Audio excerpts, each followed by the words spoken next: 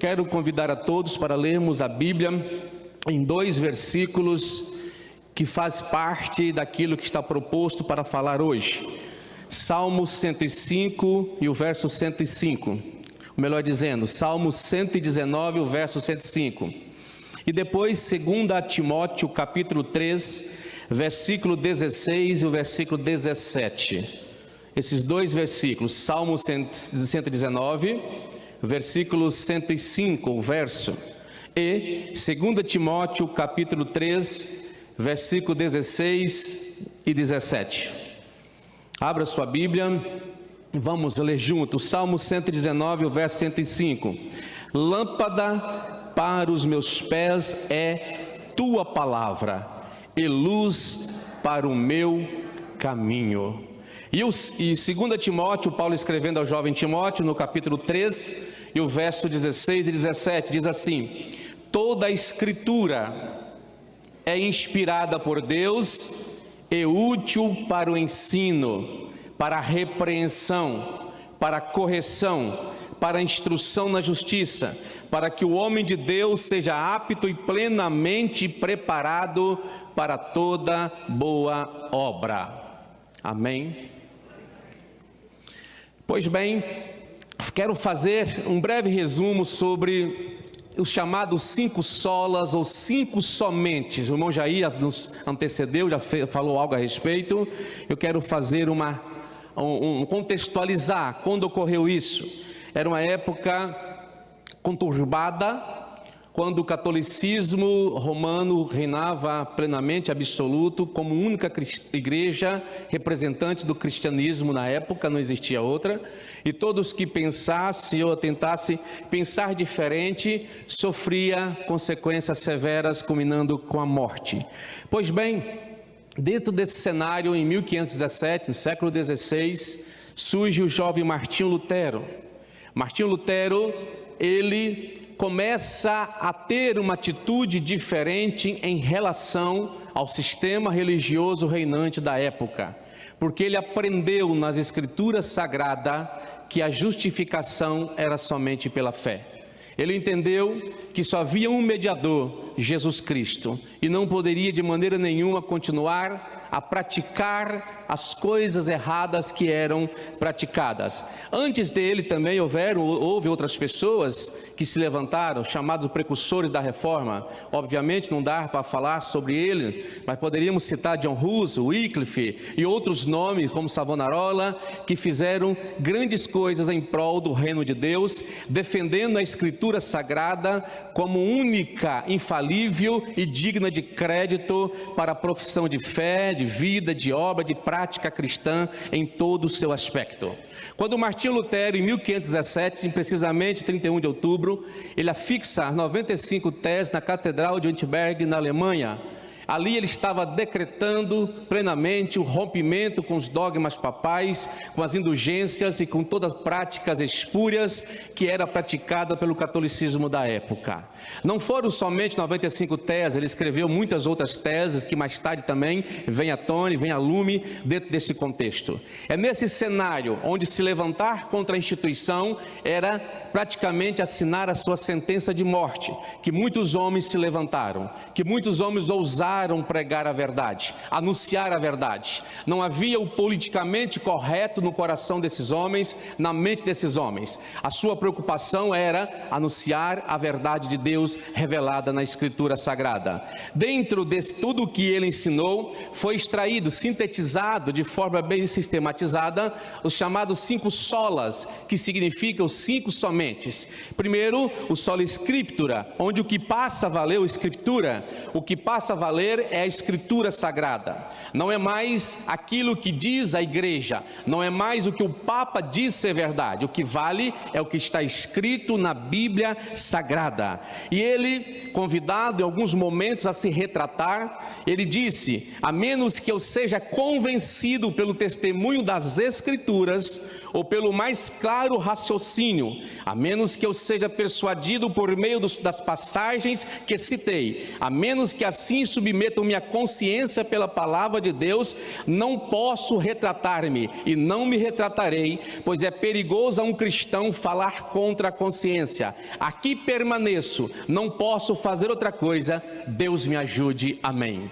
Ele enfrentou toda a diversidade possível. Não vou analisar os aspectos históricos que lhe foram favoráveis e não vamos partir por toda essa dinâmica de apoio que ele teve, porque o que eu quero mostrar para vocês dentro da palavra hoje ministrada é o valor que tem a Escritura Sagrada. Ele não se rendeu correndo o risco de ser morto, mas continuou firme com a sua consciência e com aquilo que ele acreditava na palavra de Deus. O que a reforma veio trazer para nós em relação às Escrituras é dizer que a Bíblia, e somente a Bíblia Sagrada, ela é única e exclusiva, digna de crédito, é nossa regra de fé e conduta. A Bíblia Sagrada está acima de qualquer instituição religiosa. A Bíblia Sagrada está acima de qualquer conselho de homens, sejam eles religiosos ou não, porque a Bíblia é a única inerrante, é a única infalível. A Bíblia inspirada pelo Espírito Santo de Deus,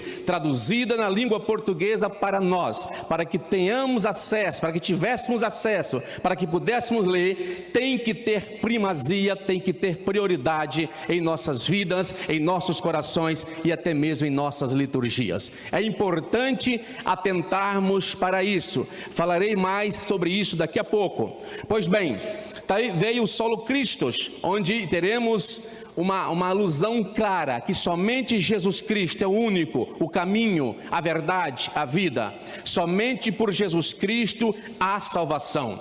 Cria-se na Idade Média que a salvação estava na igreja e não na pessoa de Jesus, e ainda acrescentava-se indulgências. A salvação não estava na igreja. Quando proibiram Martinho Lutero de pregar na igreja em que ele era acostumado a pregar, os fiéis começaram a ficar preocupados e revoltados contra Martinho Lutero, dizendo: e agora? O que vamos fazer? Não temos mais a igreja aberta para nós congregarmos? Eles achavam que a porta da salvação era a igreja, mas a porta da salvação é Jesus Cristo, nosso Salvador. A igreja é onde congrega, é onde reúne o povo escolhido que forma a igreja santa e imaculada do Senhor Jesus Cristo. Sola graça, ou somente a graça, mostra-nos mais uma vez que a salvação não é algo merecido, não é algo que eu e você possa conquistar. Esse pilar vai nos mostrar que a salvação é um ato da graça de Deus. É algo que Deus fez por nós. Não há nada que eu ou você possamos fazer para alcançar a salvação. Cristo a conquistou por nós na cruz do Calvário. O que eu e você temos que fazer é crer e obedecer a sua palavra. Somente a fé, que será ensinado pelo evangelista Jossi, vai mostrar que a fé é muito importante, é fundamental. Irá nos mostrar os temas centrais da Bíblia, onde nos mostra a justificação por meio da fé no sacrifício de Cristo Jesus.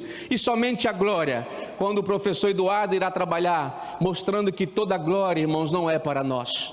Toda glória pertence a Deus. Eu disse para vocês alguns nomes que apareceram na reforma, obviamente não irei abordá-los, que homens que vieram antes de Lutero, alguns muito conhecidos através do livro Heróis da Fé, outros não tão conhecidos, mas entre todos eles se destaca o John Wycliffe, um jovem teólogo, professor e grande reformador, bem no século XIV.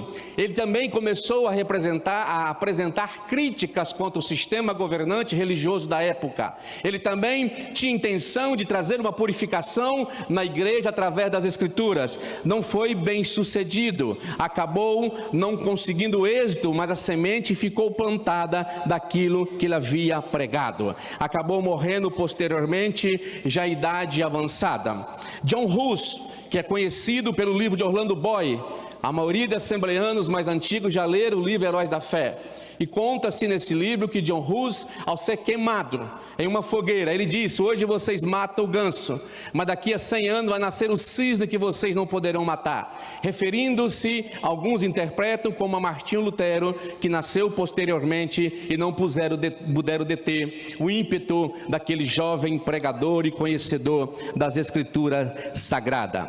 Se fôssemos falar das contribuições desses homens para o que nós temos hoje como liberdade, como expressão, como declaração de fé, como aquilo que nós professamos enquanto igreja evangélica, nós iríamos levar muito tempo e um dia não seria possível explanar sobre isso. É importante conhecer nossas origens, é importante conhecer sobre a história da igreja, para saber como chegamos no formato em que estamos hoje, para entendermos como estamos nessa formação que existe hoje, como se procedeu através da história, como aconteceu ao longo do tempo, para nós entendermos com clareza a forma que Deus tem para agir, para trabalhar no meio do seu povo. Eu poderia perguntar a você, ao estudar sobre esses homens, o que todos eles têm em comum? Nascendo em épocas tão diferentes, em épocas difíceis, circunstâncias adversas das maiores possíveis, em época onde o evangelho já havia se transformado em mero ritual religioso, onde não havia mais a expressão plena da pregação da palavra e do Senhor Jesus Cristo. O que eles têm em comum, todos eles, irmãos, é uma fidelidade à Escritura Sagrada, é um descontentamento com o sistema religioso que imperava na época, e acreditavam todos eles que a Bíblia é a única digna de crédito, a Bíblia é a única infalível, a que não contém erro de espécie nenhum, e ela é que nos revela a vontade de Deus para todos nós. Isso era algo que tinha em comum. Estes 5 pontos basilares que nós falamos é algo comum a todos os pré-reformadores e aos reformadores posteriores. Depois de Martinho Lutero vem o Calvino. Depois, posteriormente, você vai encontrar falar de Zwinglio na Suíça. Você vai encontrar, algum tempo depois, algumas décadas depois, falar também de Armínio, da qual seu entendimento e conhecimento acerca da teologia ligada à salvação, à soteriologia, é esposada pelas Assembleias de Deus no dia que nós vivemos. Isso vai mostrando o agir de Deus, o trabalhar de Deus através da história. Martinho Lutero era um padre católico. Martinho Lutero era um homem que dedicou-se aos estudos, estudou teologia, estudou filosofia, um homem versado nas letras da teologia, um homem versado no conhecimento, mas a sua alma era inquieta, a sua alma não tinha a paz que precisava ter. As indulgências eram vendidas, as mentiras eram pregadas, a idolatria era reinante. As indulgências, irmãos, como foi dito já essa noite, você pagava para ter direito ao céu, pagava por remissão de pecado, pagava por remissão de culpa sua e de seus parentes. Vendiam-se relíquias sagradas, vendiam-se tantas coisas que estavam comercializando a palavra de Deus a bel prazer, aproveitando e explorando a ignorância de um povo sem cultura, de um povo sem conhecimento, de um povo que não tinha acesso à Bíblia Sagrada. Um dos maiores legados da Reforma é nós termos o privilégio de ter em nossas mãos a Bíblia Sagrada, para podermos ler, estudar, aprender e conhecer qual a boa e perfeita vontade de Deus para nossas vidas. O Brasil é privilegiado. Há poucos dias esteve na cidade de São Paulo uma pessoa oriunda de uma certa região da África, que veio para comprar um livro de teologia sistemática de Hodge. Esse livro custa lá na África, na região que ele mora, e não me lembro, custa uma fortuna. O equivalente para nós aqui, poderíamos dizer, foi me dito, que cerca de R$500 a R$600 esse livro de teologia. E lá, um africano saindo para vir ao Brasil, conseguir conseguir comprar um livro, enquanto nós no Brasil somos privilegiados com fartas literaturas, somos privilegiados com Bíblia para todo gosto que nós quisermos. Nós temos Bíblia apologética, Bíblia defesa da fé, nós temos Bíblia voltada para devoção como aplicação pessoal e outras, Bíblia obreira aprovado, Bíblia teen, Bíblia da menina, Bíblia da mulher, Bíblia do homem, Bíblia da vovó. É tanta Bíblia que temos no Brasil e nunca houve uma geração de pessoas tão analfabeta de Bíblia como nós estamos vivendo nos dias atuais, porque tem negligenciado as escrituras sagradas, tem negligenciado a palavra de Deus. Nunca houve uma geração de pregadores que não pregam a palavra, que não ensinam a palavra, que não procuram transmitir a vontade de Deus para o povo, e sim procuram animar o auditório, trazendo emocionalismo. É preciso que nós levantemos cada vez mais em nossas orações um pedido para que Deus use pregadores que empunhem a palavra, que pregue a Bíblia, que nos ensine a boa e perfeita vontade de Deus. Aleluia. Eu cresci na Assembleia de Deus. Eu sou membro desde os meus 12 anos de idade. Já morei em alguns estados, já andei por outros. Eu vi a mudança e a transformação que ocorre na Assembleia de Deus. E o que é pior, meus irmãos, não é mudança para melhor. Eu vejo cada vez mais a igreja em muitos locais negligencia a palavra de Deus. Cumprindo o que diz Paulo, não suportam mais a sã doutrina, têm comichões de ouvidos. Pregadores que deveriam pregar a palavra, como Martinho Lutero e muitos outros, estão preocupados em agradar a alta elite dominante. Estão preocupados em fazer um discurso para agradar pastor A e pastor B, menos agradar o Senhor que nos alistou para a sua obra. Homens que amam mais o vil metal, homens que querem projeções midiáticas para ganhar altas ofertas, e com isso enganam o povo, dando alimento estragado, dando alimento que não é genuíno e puro. A boa e perfeita palavra do Senhor não está preocupada em massagear seu ego, não está preocupado em trazer algo que vai te agradar. Ela quer transmitir aquilo que o Senhor nos traz, aquilo que o Senhor quer que nós saibamos, é entender a sua vontade, é entender o seu querer. E quanto mais eu me aproximo da palavra, mais eu vou sentindo a minha miséria, mais eu vou sentindo o meu pecado, mais eu vou entendendo que eu preciso de Jesus.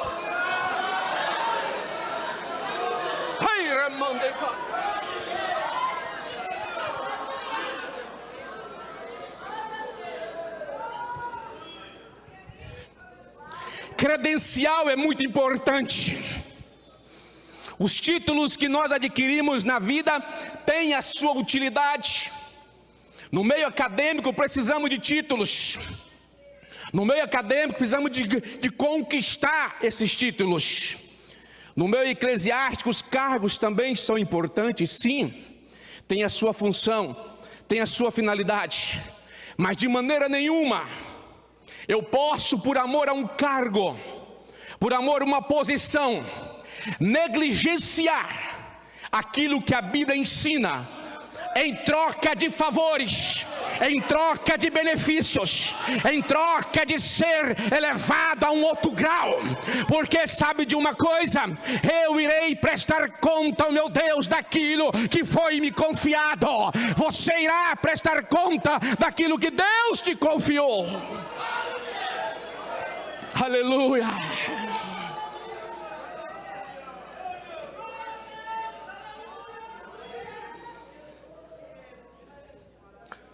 Nós nos preocupamos muito com aquilo que não é essencial e nos esquecemos do primordial em nossas vidas. Irmãos, eu não peço em lugar nenhum para pregar. Quem quiser me levar na sua igreja, me convida que eu vou com maior alegria, com maior prazer. Mas não vem me encomendar mensagem para pregar, que você não vai conseguir fazer isso comigo. O meu compromisso ainda é com a palavra de Deus. O meu compromisso é com a Bíblia Sagrada do Senhor Jesus Cristo. Esses homens que nós estamos estudando e falando sobre eles nos inspiram a termos posições sérias, centradas na Bíblia, a não trair a sua consciência diante de Deus, com medo, com preocupação, de que vai perder agenda, de que vai perder oferta. Maior é o galardão que o Senhor tem para com seus filhos lá na eternidade.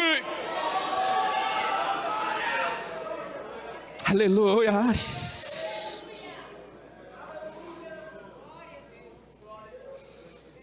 Que o Senhor traga desta noite um despertamento para todos nós. O Martinho Lutero estava estudando, lendo a Bíblia Sagrada, e ele se depara com um versículo, Romanos capítulo 1, versículo 17, que nada mais é do que a citação de Abacuque capítulo 2, verso 4. O justo por sua fé viverá. Romanos diz: porque nele se descobre a justiça de Deus de fé em fé. Como está escrito: mas o justo viverá pela fé. Aquilo que já tinha sido dito por Abacuque: eis que a sua alma está orgulhosa, não é reta nele, mas o justo pela sua fé viverá.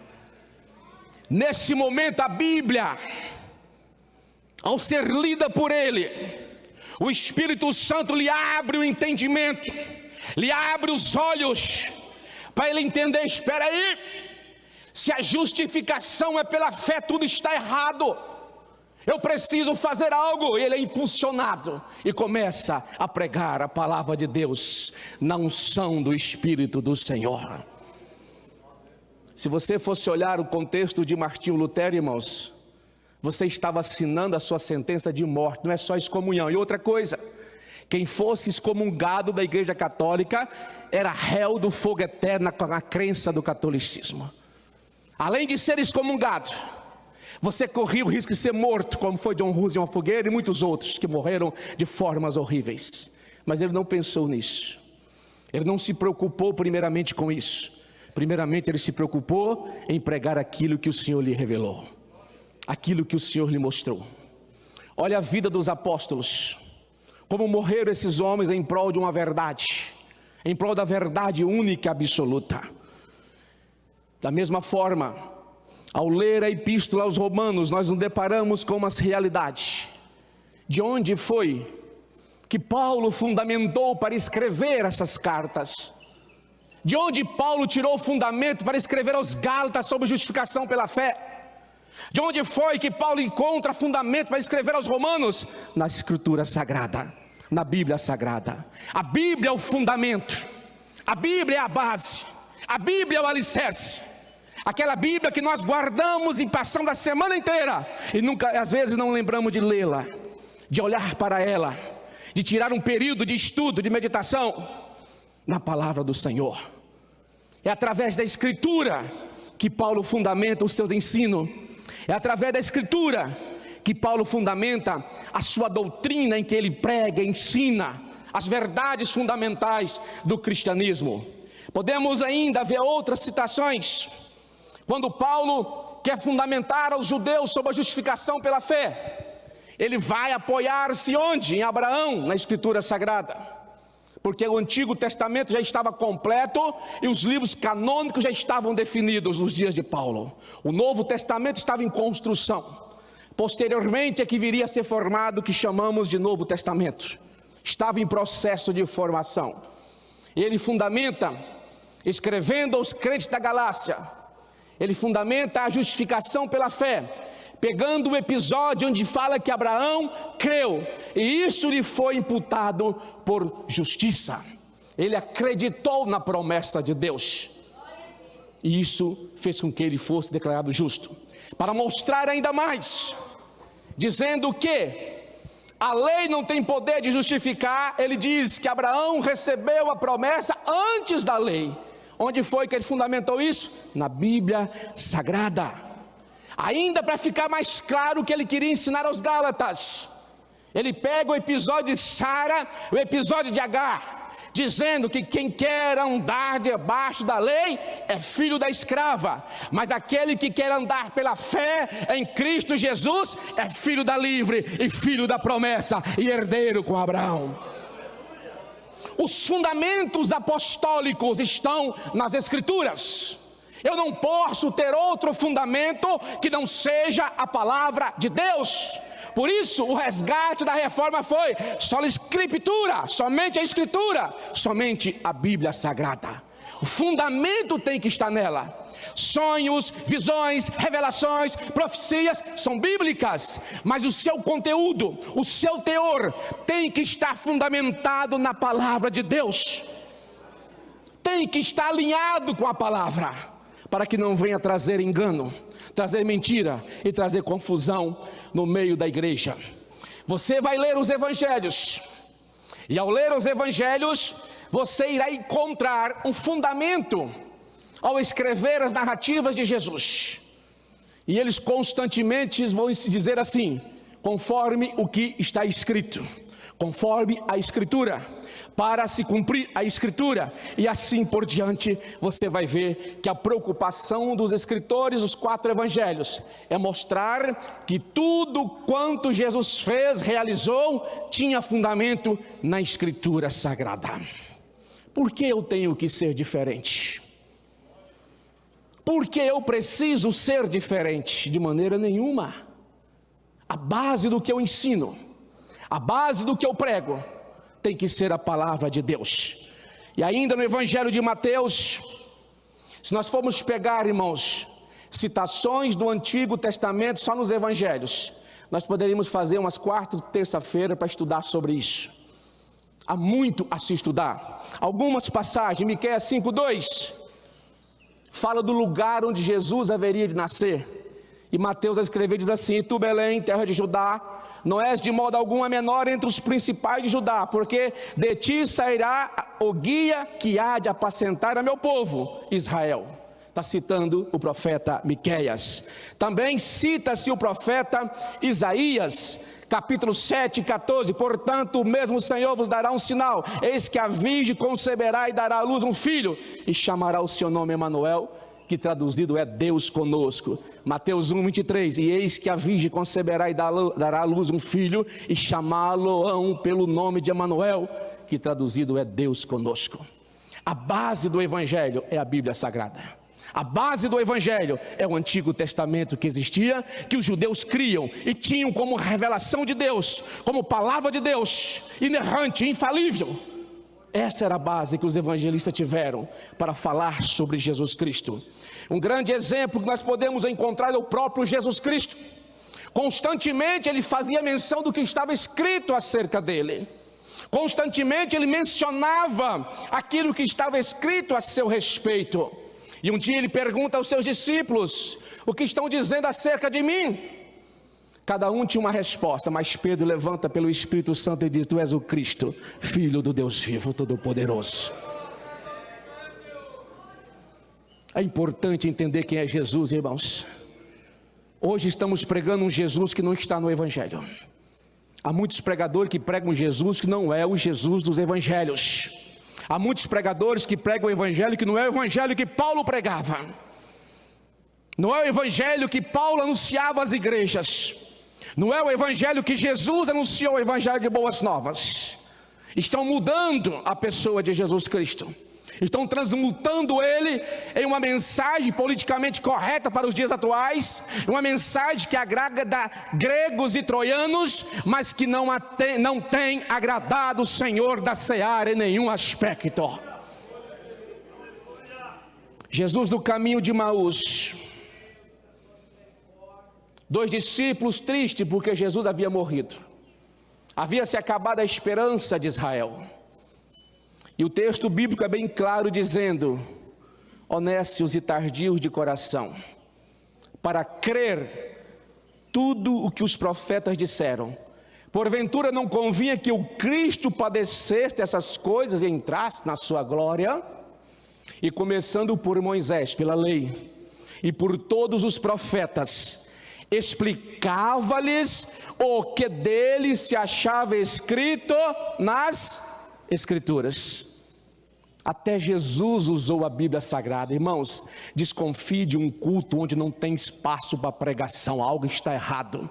Desconfie de uma igreja que não tem prioridade com a palavra. Desconfie de um culto onde dizem que está tudo uma bênção, o culto foi maravilhoso, e você pergunta, qual a mensagem pregada? Não teve mensagem, o Espírito Santo não quis. O Espírito que inspirou a palavra de Deus quer que você ouça a palavra, quer que você viva a palavra, quer que você se alimente da palavra, porque alimento para nós é a palavra de Deus.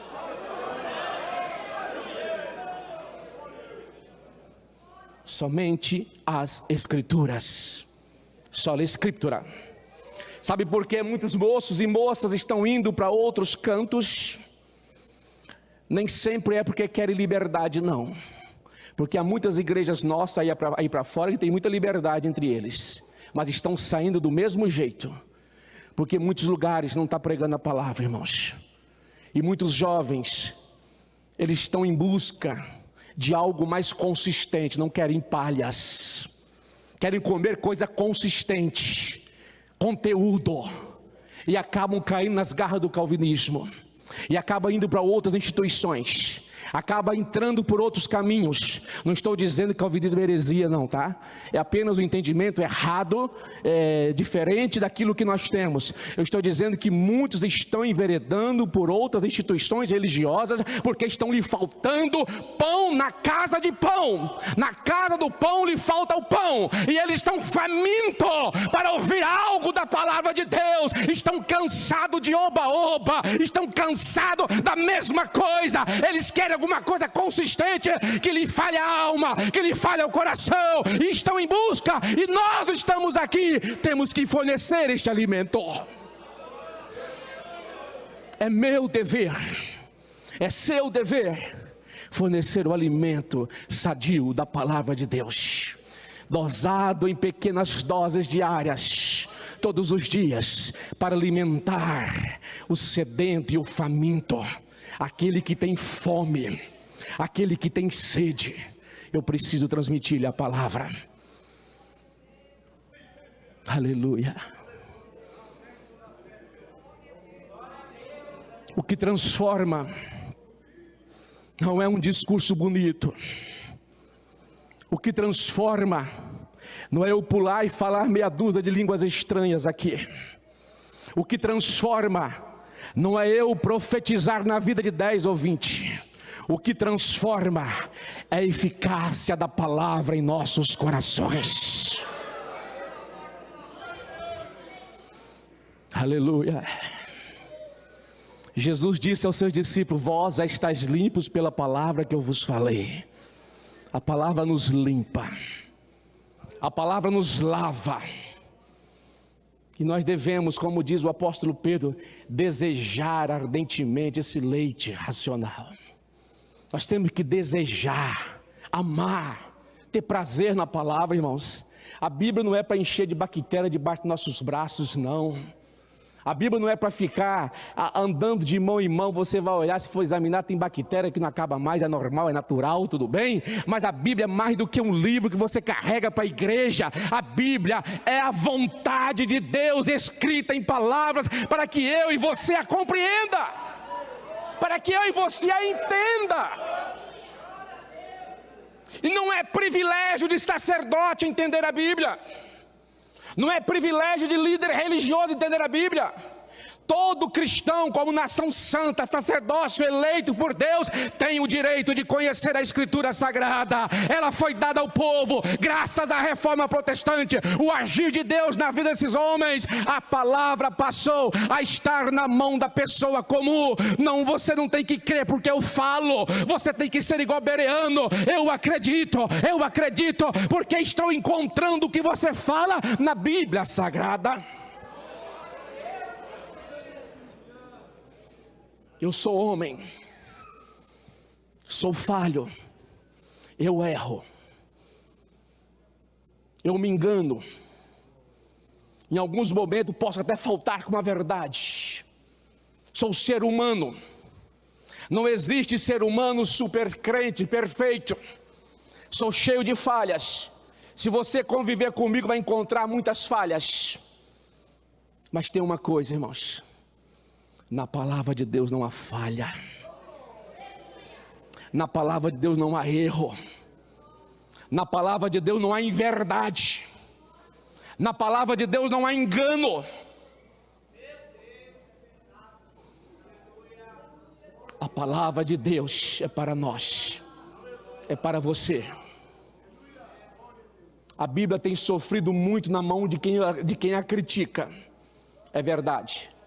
Mas nas últimas décadas, precisamente início da década de 90 para cá, com o advento de modismos estranhos entrando na igreja, oriundos de outras instituições religiosas pentecostais, ela tem sofrido mais na mão de quem a prega do que de quem a critica. Estão torcendo as escrituras e pregando muitas coisas que não condiz com ela. Mas como eu vou saber então entender essa palavra? Primeira coisa, venha para a escola dominical. A escola dominical você tem o melhor estudo da palavra de Deus que você possa ter. Frequente os cultos de terça-feira. Leia a Bíblia na sua casa. Busque a Deus em oração. E se sobrar tempo e você quiser, pode se matricular também na faculdade, ela está lá te esperando. Ali você vai ter um estudo mais profundo e sistematizado. Pois bem, avançando, vamos à frente. A supremacia das escrituras e prioridade da pregação. Quando Paulo fala a Timóteo que toda a escritura é inspirada por Deus, útil para o ensino, para a repreensão, para a correção, para dar instrução, ele está dizendo, irmãos, que ela tem que ter a supremacia em nossa vida, que ela tem que ter supremacia na pregação que nós fazemos. Quando eu falo pregar a palavra, eu quero falar de forma que você entenda. Eu não estou dizendo pegar de Gênesis e Apocalipse e fazer citação de versículo bíblico. Isso é muito importante, você conhecer, memorizar, sua mente é boa, você grava os versículos. Conhecer a palavra é saber explanar o significado desses conteúdos. É saber explicar isso para a igreja e para os ouvintes que não são crentes. Para as pessoas que não são salvas em Cristo Jesus, que não acreditam ainda em Cristo como seu único, suficiente Salvador. É saber explicar o que é isso. Não adianta eu pregar de Gênesis, Apocalipse, o que é Jesus. Dizer que em Gênesis é a semente da mulher, em Êxodo é o cordeiro pascual e vai embora ali, em Josué é nosso general e vamos pregando até chegar em Apocalipse. Mas a pessoa precisa entender o que é um cordeiro, a finalidade do cordeiro. Por que Jesus é o cordeiro que tira o pecado do mundo? Foi ensinado hoje de manhã na escola dominical, eu aprendi com o irmão José. Hoje de manhã foi ensinado na escola dominical sobre isso. É preciso saber responder com mansidão acerca da nossa fé. Muitas vezes fazem-nos perguntas. Como estamos respondendo essas perguntas para aqueles que não são crentes? Eu faço porque minha igreja diz que tem que fazer. Tem que ser mais do que isso. Eu tenho que ter um fundamento porque eu creio. Porque você acredita. Então é preciso conhecer a Escritura, e não é privilégio de uma classe específica e favorecida. Isso todo crente pode conhecer, porque todos nós temos o Espírito Santo de Deus. Na dispensação da graça, Deus é tão maravilhoso que não faz acepção de mulher e homem, não faz acepção de raça, não faz acepção de cor, não faz acepção de posição socioeconômica. A todos Ele deu o Espírito Santo. É para todos nós. E o Espírito nos ajuda na compreensão das Escrituras Sagradas. É o único livro que podemos ler com a presença do autor do nosso lado. O escritor aos Hebreus, falando da palavra de Deus, ele diz o seguinte: a palavra de Deus é viva e eficaz, e mais afiada de qualquer espada de 2 gumes. Estamos falando de um escritor que escreveu dentro de um contexto onde a arma usada era a espada. A arma utilizada nas batalhas era a espada. E ele está falando que a palavra é mais afiada ainda do que a espada de 2 gumes. E diz mais ainda, ela penetra até o ponto de dividir alma e espírito, juntas e medulas, e julga os pensamentos e as intenções do coração. É o poder que há na palavra de Deus. Quando Paulo fala que o evangelho é o poder de Deus, é poder para salvar, para transformar, para mudar. Nós vivemos um cenário político brasileiro ruim, podemos dizer. E eu me pergunto, oro a Deus em alguns momentos e pergunto, meu, por quê? Igrejas estão crescendo. Tudo quanto é bairro temos igrejas nossas e de outras. Por que não está havendo mudança em nossa sociedade? O que está errado? O que está errado? Eu busco uma resposta de Deus e eu acredito que começa por um retorno às Escrituras. Diz Paulo ainda, falando ao jovem Timóteo, que nos últimos dias muitos não dariam ouvido à sã doutrina, estamos vivendo isso hoje. Para fechar, irmãos, eu quero falar sobre a Bíblia e o avivamento. Você quer avivamento na igreja? A oração é muito importante, sem dúvida nenhuma. Mas o que é um avivamento? Muitas vezes nós confundimos barulho de glória a Deus e aleluia com avivamento. Isso não é avivamento. Nós achamos que rodopiar e pular dentro da igreja, dando trampolim, é avivamento. Não é avivamento. Muitos desses que pulam aqui aos domingos, na segunda-feira, estão fazendo as mesmas coisas que faziam antes. Estou falando de fatos. Fatos, não estou falando de hipóteses. Avivamento vai além disso, irmãos. Avivamento, ele muda a sua maneira de pensar. Avivamento, ele começa fazendo uma renovação em nossa mente. A nossa mente é mudada e vai sendo moldada para parecer-se com a mente de Cristo. E uma vez mudando a minha mente, ela vai entrando no meu coração, vai me quebrantando. E isso vai ser transmutado em mudança de vida na sociedade. Nós achamos que temos que viver numa redoma, é no mundo que eu vou mostrar que sou crente avivado e cheio do poder do Espírito Santo. O que tem desviado os jovens nas universidades não é os ensinos de professores anticristãos, não é simplesmente as vãs filosofias, é a falta do alicerce da palavra de Deus. Porque eu encontro na Bíblia um jovem de 16 anos vivendo no Egito e não se desviou. Eu encontro na Bíblia o jovem Daniel sendo escravo, aprendendo no maior centro de idolatria existente no mundo e nunca se desviou. O jovem Daniel. Alicerce é que vai te manter firme, e o alicerce é a palavra de Deus. Avivamento pela palavra vai fazer você andar diferente lá no mundo. Avivamento pela palavra, você mais claro, você bem mais específico.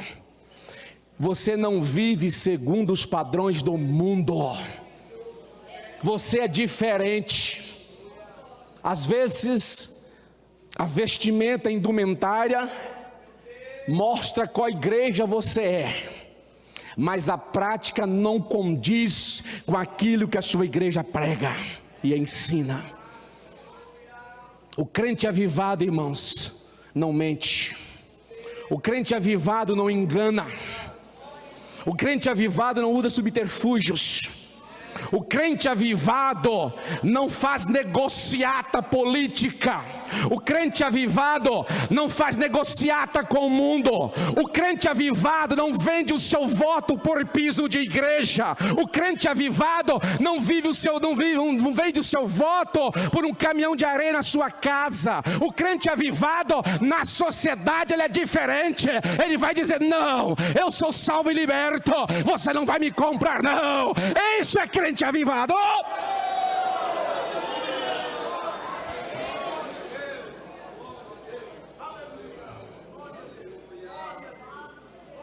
Aleluia. A gente tem que falar em miúdos, tem que trocar em miúdos as palavras, porque às vezes as pessoas não entendem. Quando você vai vender um carro, você é crente, você não volta a sua quilometragem, você não mente para tirar vantagem. Isso é crente avivado pela palavra. um avivamento na prática de vida cristã, diferente. E quando comete algo errado, vai para os pés de Jesus: Jesus, tem misericórdia, eu errei hoje, Senhor, eu pequei, Senhor, eu falhei. Coração quebrantado como o de Davi, clamando: tem misericórdia de mim, porque eu pequei, Senhor. Não joga a culpa no seu irmão, não joga a culpa no seu companheiro. Ele assume diante de Deus as suas consequências, os seus atos, os seus erros. Isso é crente avivado. Aleluia.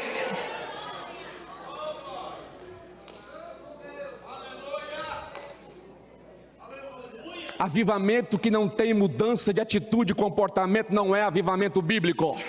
É qualquer coisa menos avivamento. E outra coisa, para entender, todo avivamento na história da igreja existe um retorno à Escritura, é uma volta à Escritura. Todo crente aí na história da igreja, começando pelo grande avivamento no início do século XX, que deu origem ao movimento pentecostal atual que nós conhecemos, um retorno às Escrituras Sagradas. Quando Parham ensinava acerca do Espírito Santo, ele estava com seus alunos estudando a palavra de Deus e dizendo: o batismo com o Espírito Santo é real e é para os nossos dias, é uma volta às Escrituras Sagradas. Leia na sua casa Êxodo capítulo 10, o grande avivamento após o cativeiro. A Bíblia estava em evidência, a palavra de Deus era ensinada. Se você for para o tempo do rei Josias, achei o livro na casa do Senhor guardado, perdido. E houve uma grande transformação. Avivamento se reflete na esfera social, se reflete na esfera política, se reflete na nossa vida cristã diária. Avivamento, irmãos, ele é completo.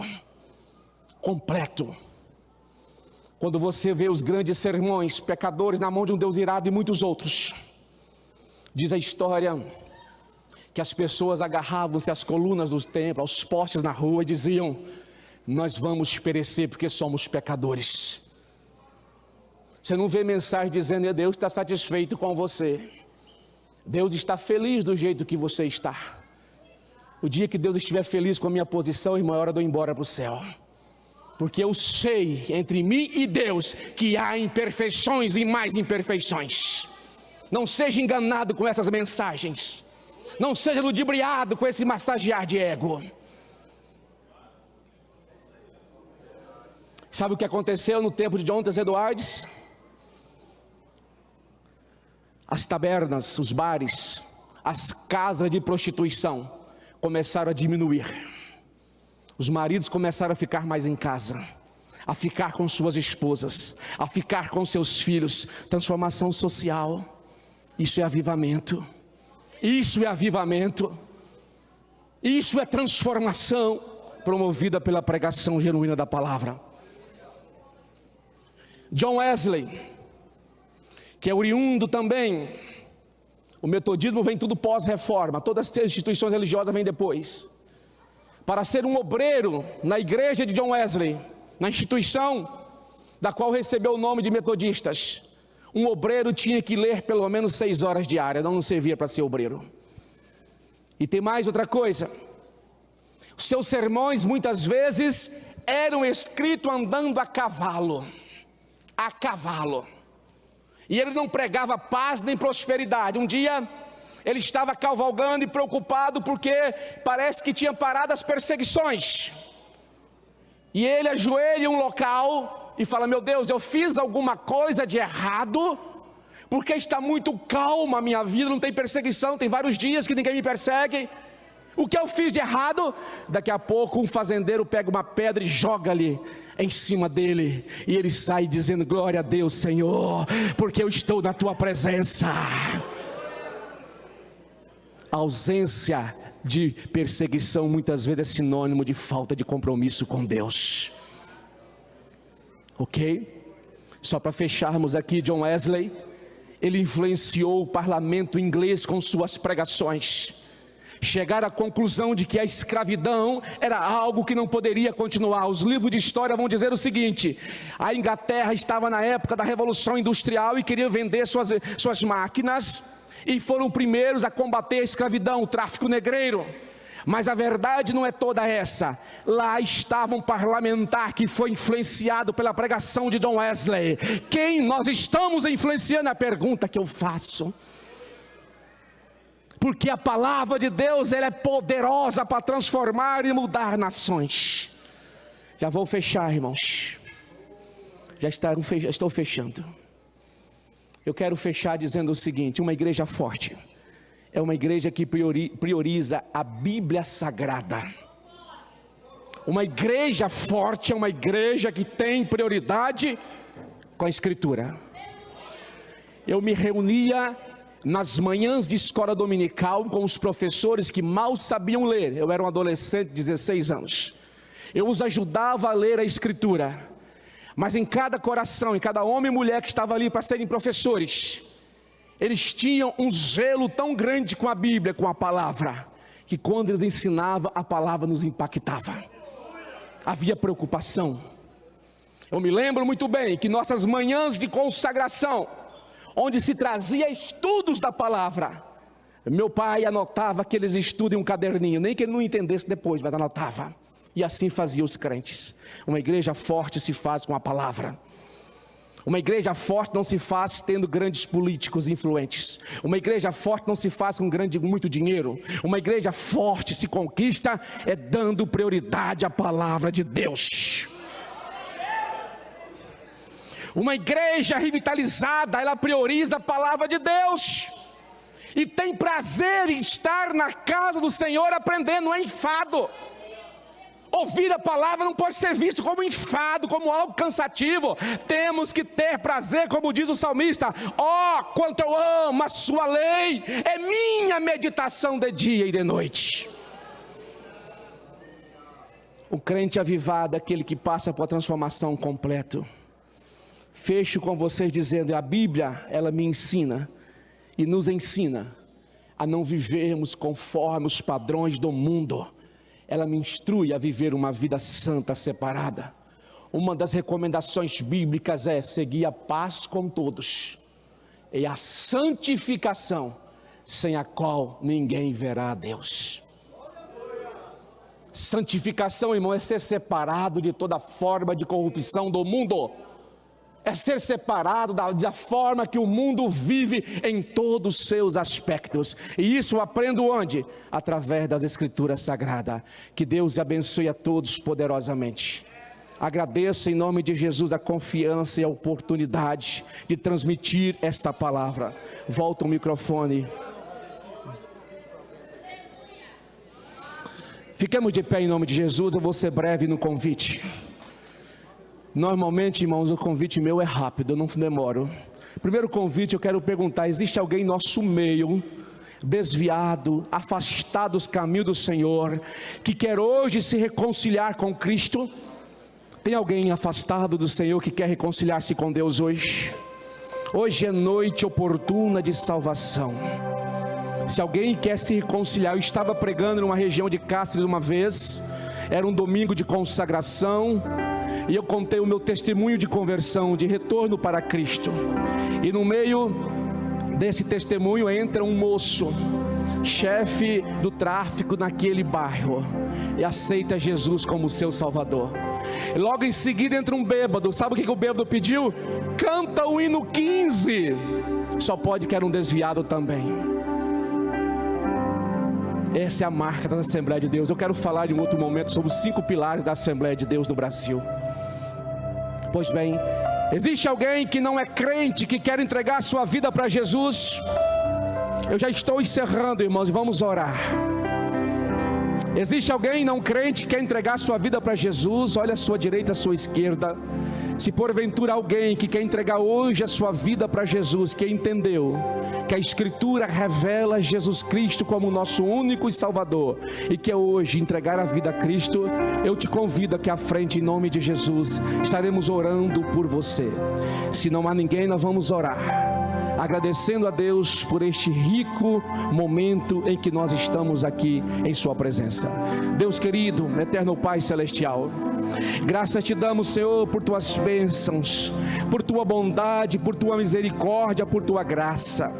Te agradecemos por tudo quanto o Senhor tem nos feito, Senhor. Obrigado, Senhor, por estarmos aqui na tua presença. Obrigado por nos dar o privilégio de te adorar, de bendizer o teu nome. Pai querido, eu lhe peço uma bênção especial para todos os teus obreiros desta igreja. Eu lhe peço, meu Pai, que o Senhor abençoe teus filhos que adentraram esta igreja. Abençoe cada lar, Senhor, cada lar com suas lutas, com suas dificuldades, com seus problemas, cada jovem, Senhor, cada criança, cada adolescente. Ó Pai, abençoe maravilhosamente, derrama as ricas bênçãos do céu sobre os teus filhos. Ó Deus Santo, desperta em cada coração o desejo de aprender tua palavra, de ler e meditar na tua palavra. Desperta em cada crente, meu Pai, o prazer pela leitura da Bíblia Sagrada. Pai querido, eu lhe peço e lhe agradeço no nome de Jesus. Amém, Senhor.